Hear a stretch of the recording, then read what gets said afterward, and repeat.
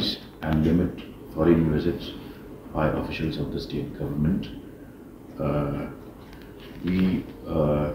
Of course, several of these visits are on the basis of invitations, conferences, delegations, and so on and so forth, in pursuing various programs like externally aided projects, training and capacity building programs, etc.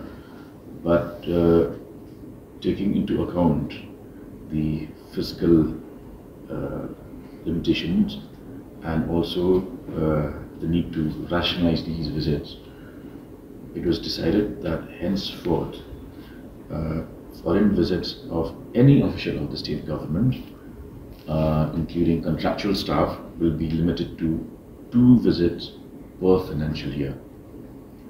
It was also decided that if the same official has to undertake the second visit, he should first submit progress report of the first visit, and on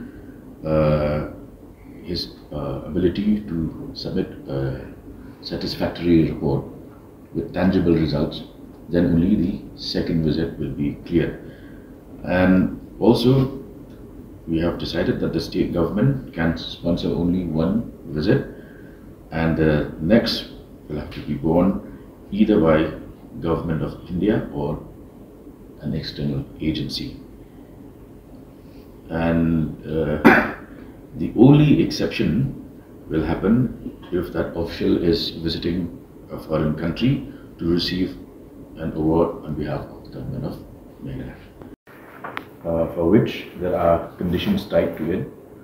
For example, the officer should have at least 7 years of service left, should undertake the course on a part-time basis without any study leave, and every year up to 3 officers who gain admission to a course of study approved by the government will be sponsored by the government. As I said, the cap is 15 lakh as tuition fees, and will be available to all India services, Meghalaya Civil Services, Police Services, Forest Services, and Meghalaya Finance Service. And there will be a committee headed by the Chief Secretary to review and approve applications of such officers.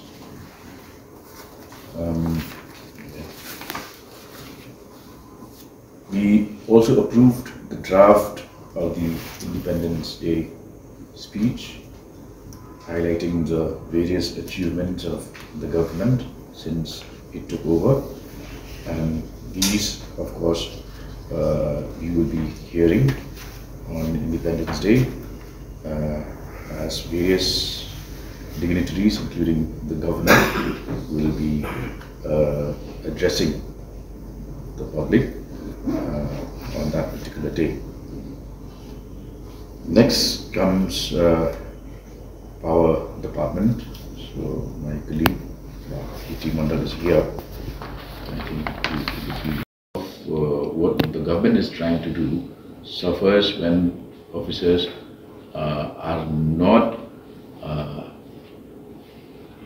qualified enough to understand some of the nitty-gritty of administration.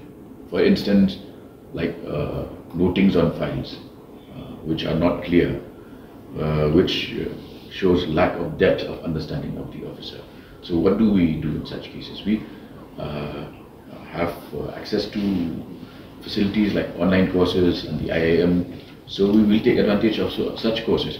And this amount that we are investing is also reimbursable in the case that the official concerned fails to complete the course or fails to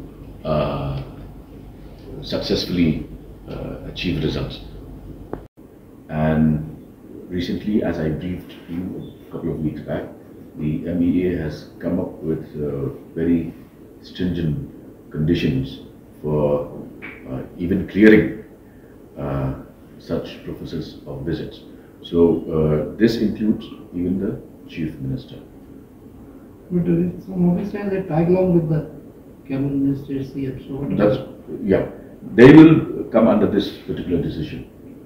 That will be one official, one visit based on submission of a satisfactory progress report, which only needed the clearance of the Chief Minister. But today, in order to, as a prudent fiscal measure, the Cabinet decided to rationalize such visits, reduce their frequency to 2, and also obtain progress reports so that there is no wasteful expenditure of the public exchequer. what about cabinet? One scheme regarding the proposal for reimbursement of state and local taxes, GST.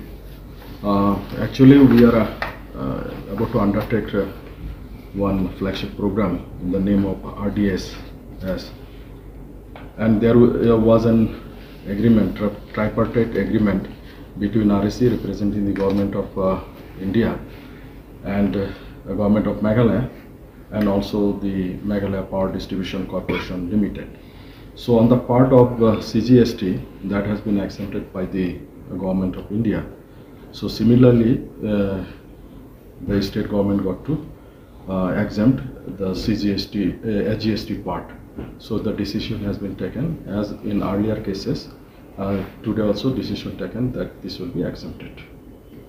So this is one issue. Second issue, I think most of you know, who have met me yesterday, that NEPCO has asked for scrapping the MOU which was signed on the 17th March 2011 for Garo Hills Thermal Power Project of 500 megawatt.